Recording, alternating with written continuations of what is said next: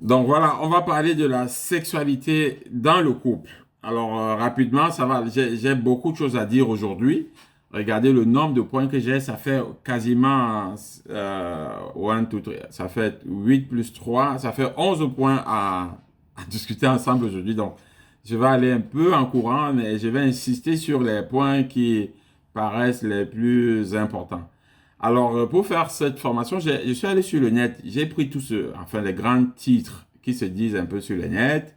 Je voudrais qu'on refasse la liaison avec le thème de l'amour dans le couple et le dialogue dans le couple, qui sont un peu comme les thèmes préparateurs à cette formation.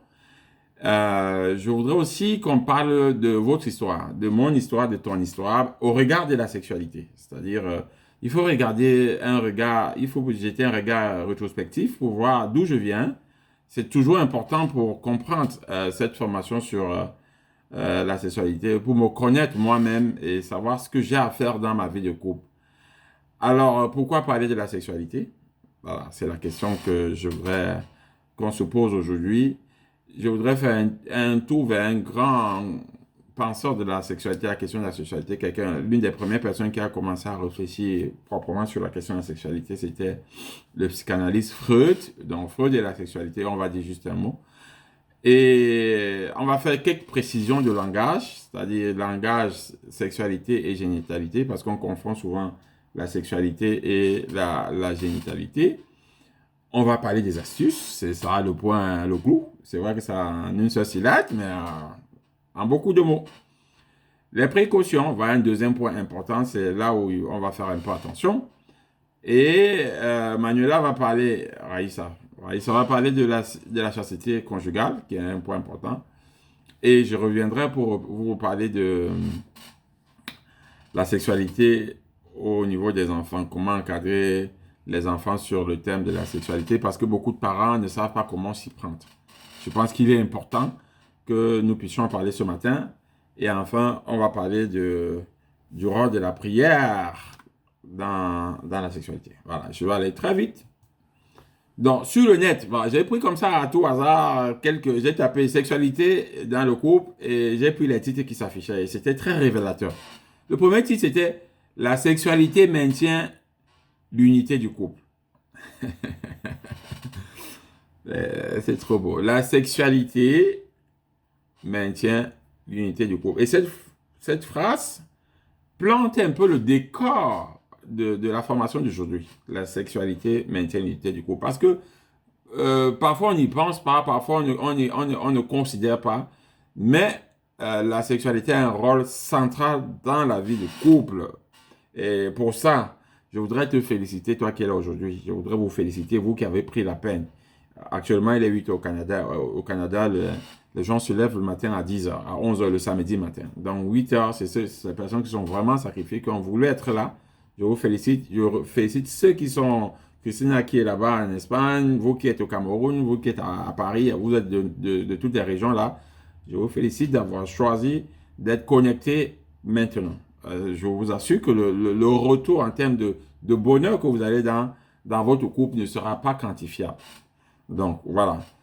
Autre thème, passion et sexualité dans le couple. Voilà, donc j'ai beaucoup aimé aussi ça parce que le mot passion, la sexualité et passion, donc vous voyez, le mot passion montre un certain engagement, un certain désir, une volonté, voilà, d'aller jusqu'au fond, voilà, aller jusqu'au bout. L'importance de la sexualité dans le couple, voilà, les titres que j'ai trouvés sur Net. Sexualité, les secrets de la longévité du couple, voilà. Sexualité, secret de la longévité du couple. Je ne vais pas insister sur ce point-là aujourd'hui en profondeur, mais gardez-le au fond de votre tête, sachant que bien gérer la sexualité conjugale, c'est le secret d'avoir un couple qui dure. C'est très beau ça. La sexualité dans le couple, comment la développer? C'est ça qu'on va faire aujourd'hui. Sexualité, couple et pardon. Vous savez, je préfère le dire ici parce que je n'ai pas un point qui le détaille plus haut ou plus bas. C'est que parfois on se bloque quand on ne s'entend pas, quand on est en difficulté, voilà, quand on n'est pas en harmonie. Je demande à Ricardo et à Ivana d'accueillir les gens au fur et à mesure qu'ils entrent, s'il vous plaît. Donc, parfois on se bloque par les difficultés dans le couple. on est bloqué. Je suis fâché de lui et sexuellement, je suis bloqué, je ne peux rien faire. Donc, le pardon vient pour compléter et voilà, pour compléter. Alors, deuxième slide, liaison avec l'amour et le dialogue. Voilà, ça c'est un point d'entrée très important. Je voudrais d'entrée de jeu dire, l'amour est le cadre de la sexualité. L'amour est le cadre de la sexualité. Bon, je ne prends pas l'absurde. Sans amour, il n'y a pas de sexualité. Quand je dis comme ça, je pense que vous comprenez mieux. Non, non, mais sans amour, il n'y a pas de sexualité. Quand il n'y a pas d'amour, il y a le viol. Voilà.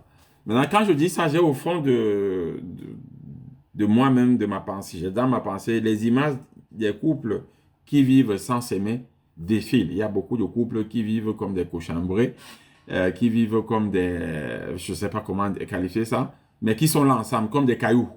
Ils se disent rien. Comment peut-on admettre qu'ils puissent avoir une vie de sexualité? Ça n'existe pas. Il n'y a pas, il y a pas de, il n'y a pas de sexualité sans amour. La maison de la sexualité, c'est l'amour.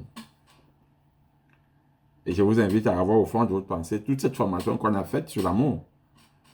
Comment exprimer l'amour. La formation, pour ceux qui n'ont pas suivi cette formation, ce qu'on disait de plus important, c'est que si tu aimes quelqu'un, il faut aimer la personne de la manière qu'elle comprenne, pas de la manière que tu penses. J'ai parlé justement avec mon couple là. Le mari disait à la femme, non, je l'aime beaucoup. Je lui achète une voiture. Ricardo, il y a un micro qui n'est pas fermé. Je lui achète une voiture, je lui achète, je sais pas, j'arrange sa voiture, je mets le climatiseur et moi-même je suis à pied. Ça, c'est, tu penses que tu l'aimes. Mais elle n'est pas sensible à ça. Quand vous aimez, il faut aimer selon le langage que l'autre comprend. On a dit qu'il y en avait 5 et que vous devez chercher à savoir le langage auquel l'autre est plus sensible. Quel est le langage de l'amour auquel l'autre est sensible? Les paroles valorisantes, les gestes de tendresse, les services rendus, les moments de qualité, les petits cadeaux, voilà les 5 que je viens de citer. Quel est le langage auquel l'autre est plus sensible? Et lui, et l'aimer avec ce langage. Ça va permettre de votre couple. Donc, un couple qui s'aime, c'est un couple qui est épanoui sexuellement. Ça, c'est la première affirmation d'aujourd'hui. Un couple qui s'aime, c'est un couple, voilà, d'accord, qui est épanoui. Ou bien qui a une forte propension à l'épanouissement sexuel. Et je pense que s'ils ne sont pas épanouis, maintenant, avec tout ce que je vais dire aujourd'hui, vous allez voir que vous êtes épanouis, sauf qu'il fallait savoir. Donc, l'amour est le cadre de la sexualité. Je voudrais que vous compreniez ça. Pour que tu sois épanoui sexuellement, il faut que tu aimes ton mari. Peu importe le problème que tu as, résous le problème.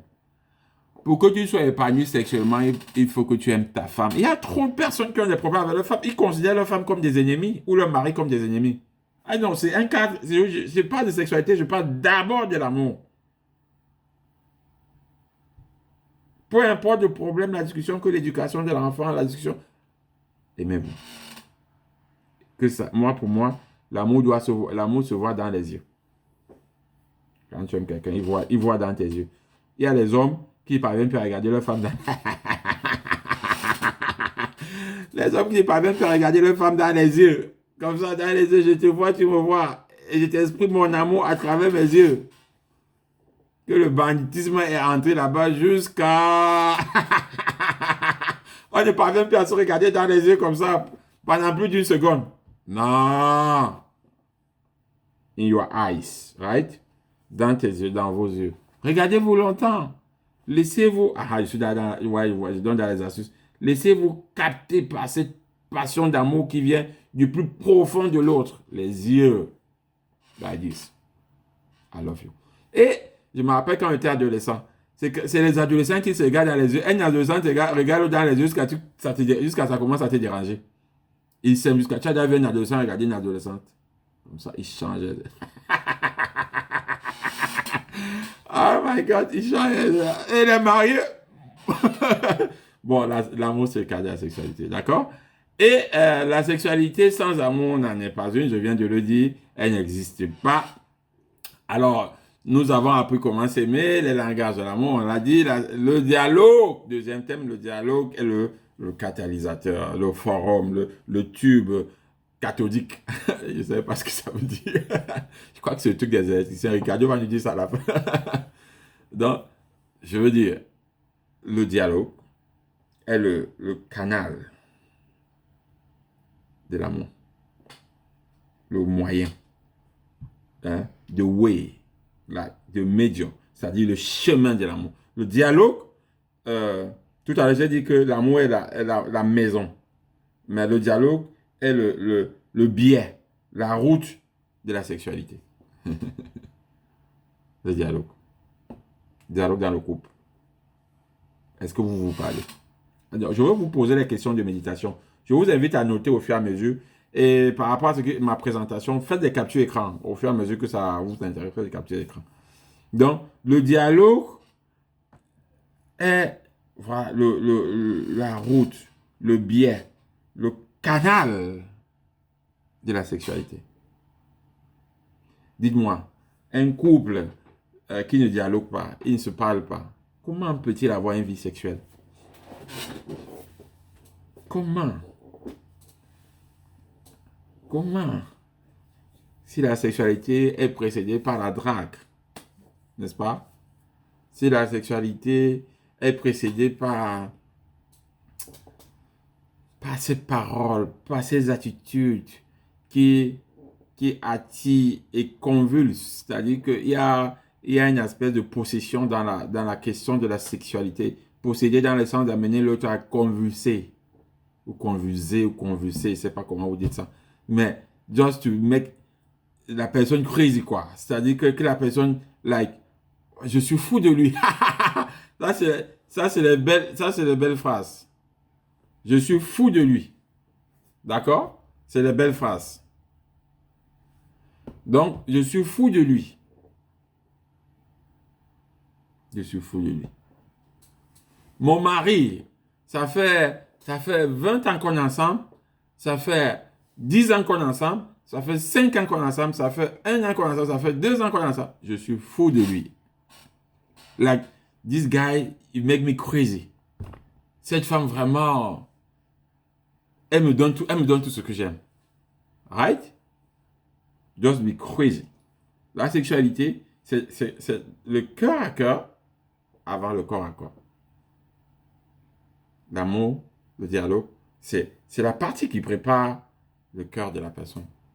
La séduction. Non, on est mariés. Première heure. Je ne sais pas si j'ai pas parlé de ça plus bas. Première heure. Dans le mariage, notre gros problème, c'est qu'on a des acquis. Comme tu as ta femme avec toi, tu l'as. C'est un acquis. Et point. Tu ne fais plus d'efforts. Le jour que tu t'es marié et que tu as dit que tu l'as déjà, tu as gâté ta vie. Parce que ta femme, ton mari n'est pas heureux, toi tu ne seras pas heureux. Ta femme, ton mari n'est pas épanoui sexuellement, toi tu ne seras pas épanoui. S'il n'y a pas le bonheur là, la sexualité là, le bonheur. Donc, l'amour et le dialogue préparent le bon moment. Le dialogue à tout temps. Le dialogue à tout moment. Là, il dit que le dialogue, j'ai écrit ici que le dialogue c'est l'anesthésiste. Le gars qui vient avant, qui prépare l'opération, là, il passe avant, il prépare.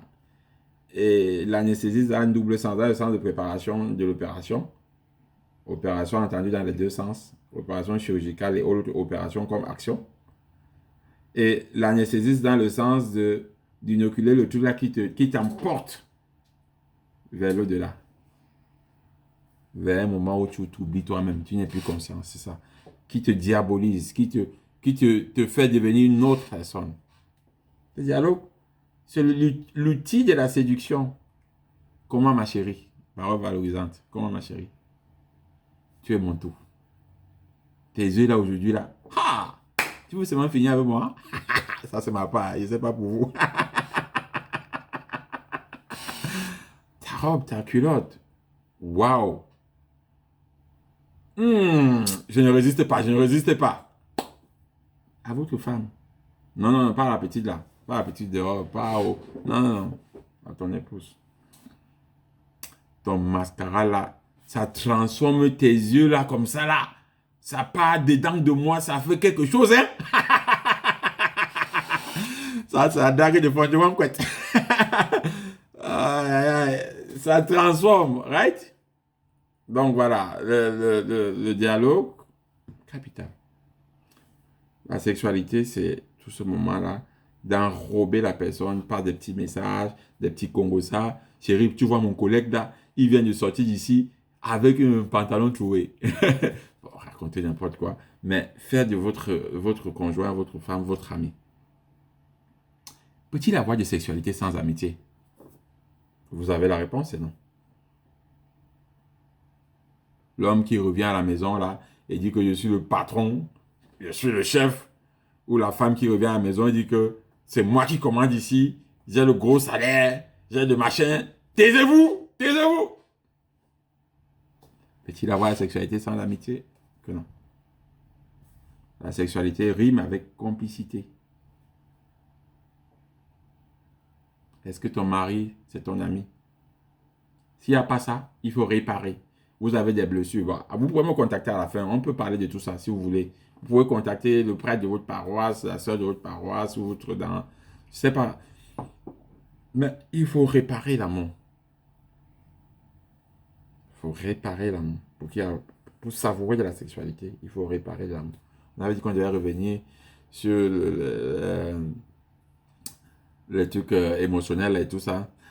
Mais il faut réparer l'amour. Il y a beaucoup de personnes qui accumulent, qui accumulent, qui accumulent. C'est-à-dire que ne dialoguent pas, mais accumulent, accumulent, accumulent, accumulent. Ils sont bloqués sexuellement. Si tu accumules, tu vas te bloquer. Yeah, yeah, yeah. Tu accumules les frustrations. Il a fait ça, ça t'énerve, tu dis pas. Il a fait ça, ça t'énerve, tu dis pas. Il a fait ça, ça t'énerve.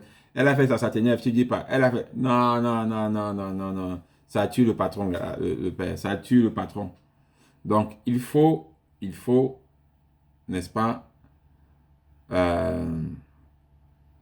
dialoguer sur des questions de profondeur.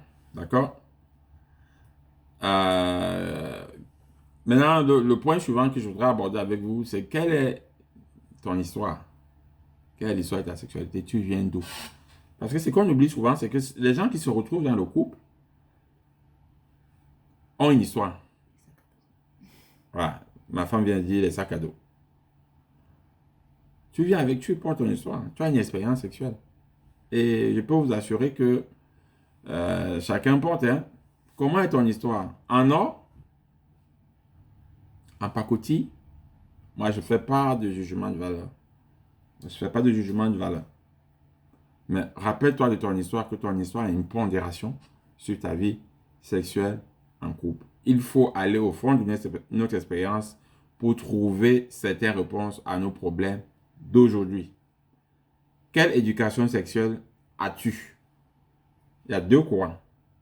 Ceux qui ont une formation religieuse de manière générale, c'est-à-dire que ceux qui ont été encadrés, que ce soit protestants, catholiques, musulmans et tout ça, ceux qui ont été encadrés religieusement, et ceux qui n'ont pas du tout été encadrés religieusement. C'est deux écoles.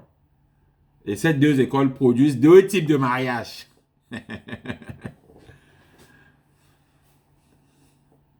Quelqu'un qui n'a pas de formation sexuelle, parce que les religions en général donnent une formation sexuelle,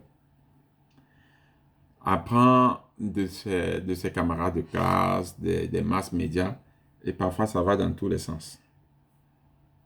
Il faut connaître que la femme que tu as dans ton couple, l'homme que tu as dans ton couple a une histoire. Et il faut questionner ton histoire. Il faut questionner ton histoire.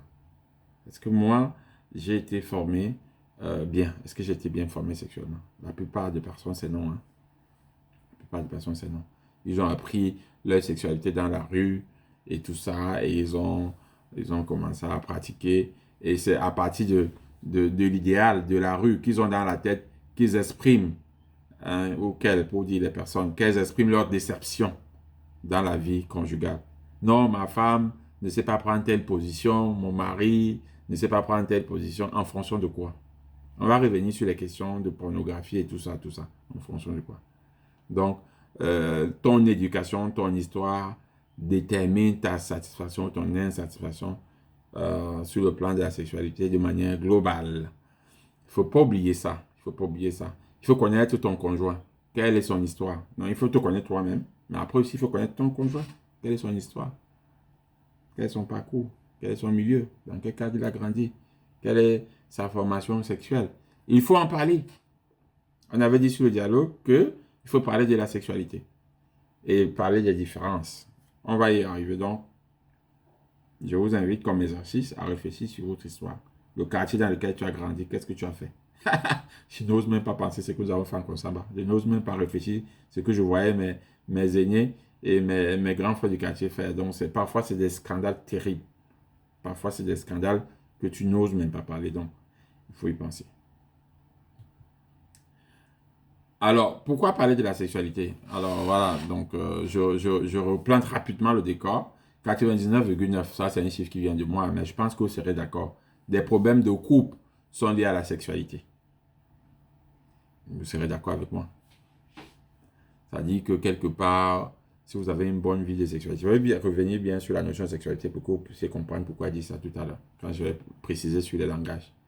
Mais vous comprendrez que 99,9% des couples ont des problèmes liés à la sexualité. Mais vous n'imaginez pas quelle profondeur. Je n'ai pas le temps de rentrer dans les détails, mais c'est tellement profond. C'est tellement profond. Donc, voilà. Pourquoi on parle? Parce que c'est un sujet toujours tabou, même en Occident. Vous n'imaginez pas. Même, je me rends compte qu'ici, il faut faire attention au langage, il faut faire machin. Oui, nous, on pensait que c'était tabou en Afrique. En Afrique, quand je parlais de cette formation, je disais que c'est un sujet tabou en Afrique par rapport à la culture africaine, mais que non. Même ici, c'est tabou. On ne parle pas de la sexualité en utilisant certains mots, certaines expressions. Vous allez voir que j'arrondis un peu les angles aussi. Donc. Mais ce tabou a des conséquences graves parce que figurez-vous que dans le couple, ils n'en parlent pas. L'homme n'appelle pas sa femme pour dire que, bon, écoute, parlons-en. Comment tu te sens sexuellement? Bon, est-ce que tu es épanoui? Quelles sont les parties de ton corps auxquelles Dieu me voit? Dieu ne veut pas que je parle de ça. Et frustration, et frustration, et frustration. Ça s'accumule jusqu'à on vieillit. Voilà, je passe. Je pense des choses dans ma tête. Je ne veux pas trop me distraire. J'ai ma femme qui me court depuis de respecter le timing. Donc, je respecte. Donc, nous voulons réduire les meurtres. En parlant de sexualité, on veut réduire les meurtres. Il y a trop de cas. J'ai mis ça comme c'est d'actualité. Mais il y a trop de cas de meurtres liés à la question de sexualité. C'est exagéré. On appelle ça les crimes passionnels. Vous le savez. Que moi, dans tous les films, dans tous les machins. Donc, la sexualité au centre de la vie. Mais totalement. Les meurtres, les divorces, les souffrances atroces dans les familles et les conséquences sur les enfants. Les sexualités mal gérées, oh, ça détruit les familles, ça détruit complètement. Quand un papa et une maman ne s'entendent pas, quand un couple ne s'entend pas, les enfants sont les premières victimes. Réduire la dépression et les maladies mentales. C'est-à-dire que une femme qui n'est pas épanouie sexuellement, c'est une femme qui déprime. Imaginez, vous avez passé 10 ans, 5 ans, ça existe, hein, sans avoir du plaisir dans votre vie sexuelle. Il y a des gens qui sont allés, je ne sais pas si je dois dire ça, mais je peux le dire, il y a des gens qui sont allés plus loin jusqu'à vouloir me couper l'organe du plaisir sexuel chez l'autre. Pas chez soi, mais chez l'autre. On dit que tu es content quand tu fais ça, non, il faut couper.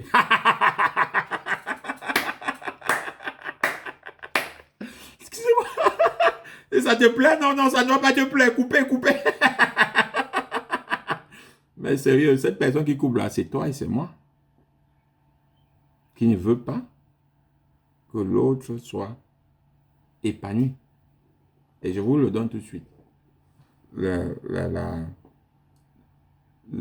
La sexualité a pour définition, ma définition simple, c'est se donner à l'autre.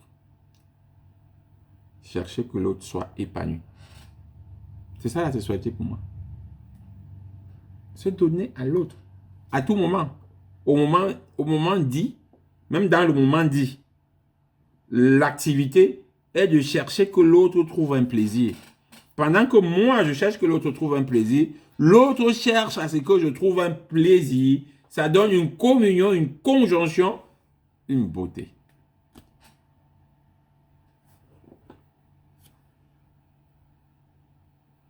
La sexualité, c'est de donner du plaisir à l'autre.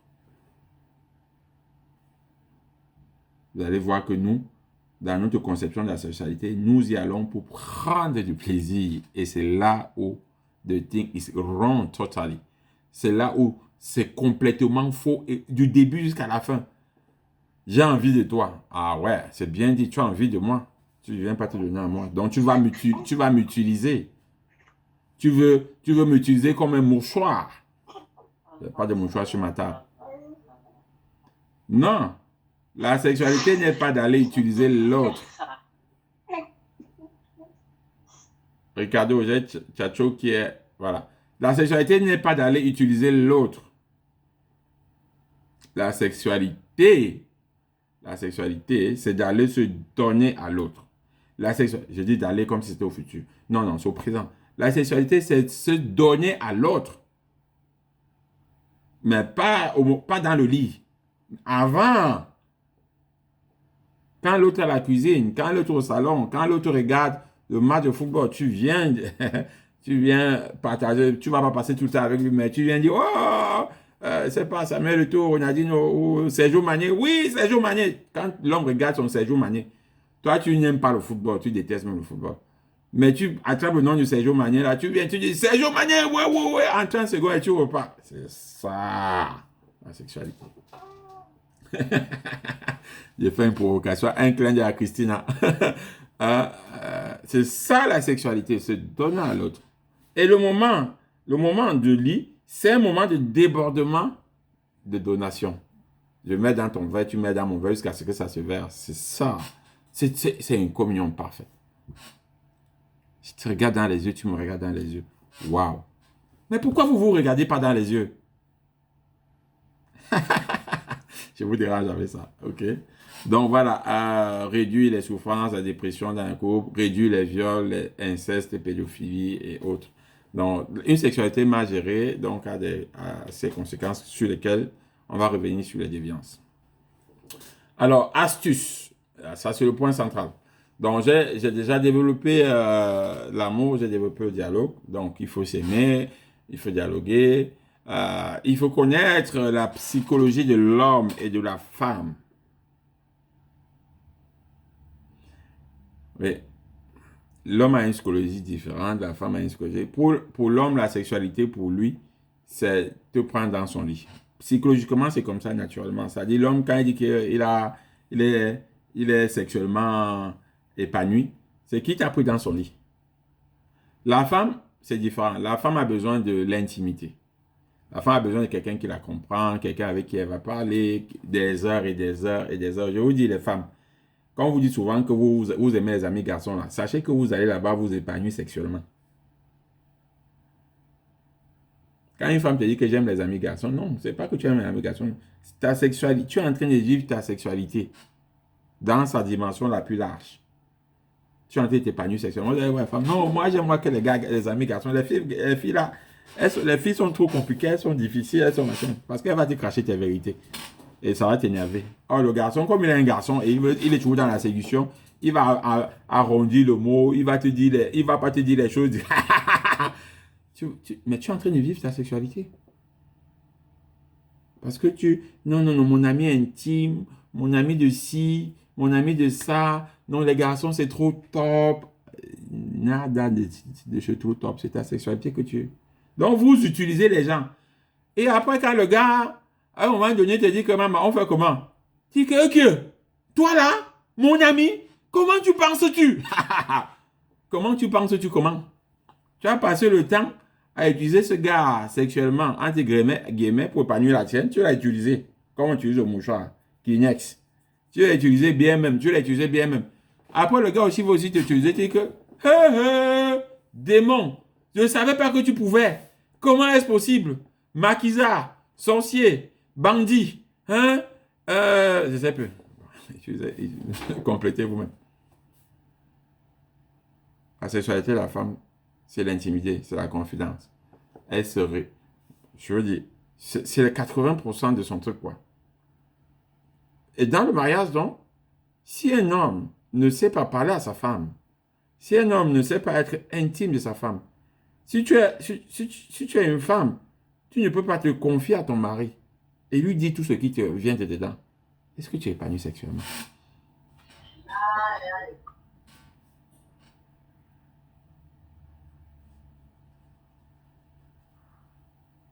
Si ta femme ne te parle pas, si ta femme n'est pas ta confidente, si ta femme n'est pas ton amie, si ta femme ne marche pas avec toi comme ça, si ta femme n'a pas souvent tendance de te tenir dans les bras, de t'enlacer, de te caresser, parfois ma femme me prend ici, elle dit dansons un peu, elle met YouTube. Je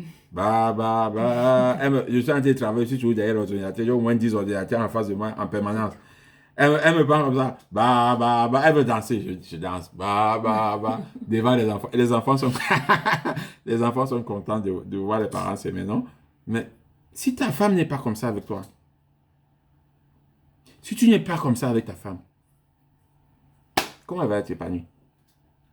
Comment elle va être heureuse? Comment? Tu fais seulement le coq.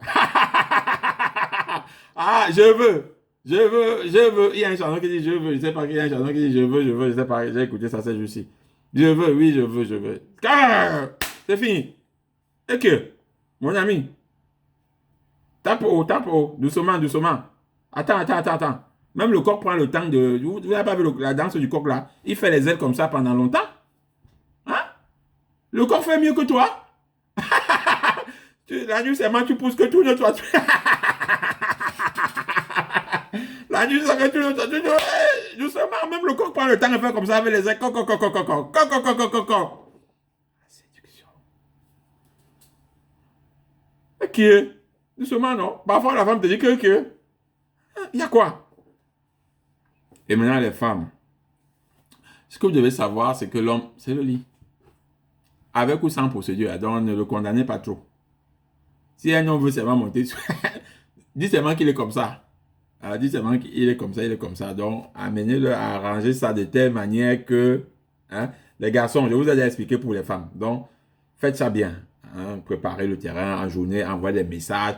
Quand vous avez planifié quelque chose de soir là, en journée, pas seulement quand vous avez, faites-le toujours, mais spécialement quand vous avez, ou racontez des petites histoires en journée, faites des selfies en journée, faites des vidéos, envoyez de votre femme. Moi, voici ici, je suis là. Faites des choses qui vont préparer. Amenez un biscuit, un petit cadeau le soir, un mambo, chocolat, je sais pas, une Guinness. Il y a la femme qui t'envoie la bière. Donc, donnez une bière. Faites quelque chose pour que la personne se mette dans la disposition favorable. Je sais pas, prenez un bonbon, prenez une chemise, achetez, c'est pas un sous-vêtement. Faites quelque chose pour que ce soit beau. Faites quelque chose pour que ce soit sexuellement positif. Le cœur avant le corps. Là, j'ai dit aux garçons. Maintenant, aux femmes. Ne vous frustrez pas si votre gars vient d'arrêter. Ne vous frustrez pas. Ne dites pas qu'il a tué quelqu'un. C'est comme ça qu'il exprime sa sexualité. Ne vous scandalisez, parce que vous, les femmes, vous êtes champions pour vous scandaliser et jeter le froid. Donc, il y a les petits mots là, quand on veut maintenant, tu lances un mot là que, dis donc, toi aussi, tu sais même pas comment t'y prendre. Hein? C'est comme ça qu'on fait. Ouais, laissez les mots mauvais, non? Laissez les mots méchants. Nous, on fonctionne comme ça. Hein? Si on vient, allez, emballez-nous, faites des choses, faites que ce soit pas trop direct. Voilà, amenez-nous, emportez-nous, transformez-nous. Hein? Hey! La 10! Mais il faut nous comprendre.